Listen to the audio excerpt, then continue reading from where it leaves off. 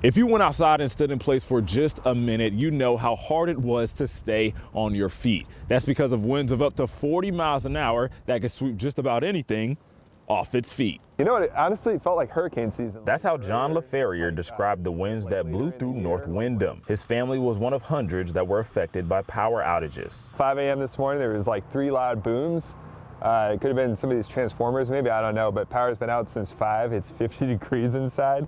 I got a toddler in there, 3 dogs. LaFerrier says he's lived in Connecticut all his life. He says he can't recall a time where winds were this bad. It does pick up pretty good, like going from the springtime, but like 50 miles an hour gusts, like, I'm like, yeah. Dude, when the wind's going faster than you are on the back road, when you're covered by trees and everything, you're kind of like, what the heck is going on? It's been a nightmare for his family, who's had to endure no power and cold temperatures. I'm actually just really surprised that it's not been fixed yet. It's kind of crazy how cold it is. Across the state in Woodstock, Bolton, and Newington, fallen trees took out power lines and cars. In Bolton and Woodstock, the downed branches led to small brush fires. Even though Sheila Amder from Coventry wasn't affected by the power outages, she was still a victim of the wind. I got attacked by my garbage cans, which fell over and hit me in the head.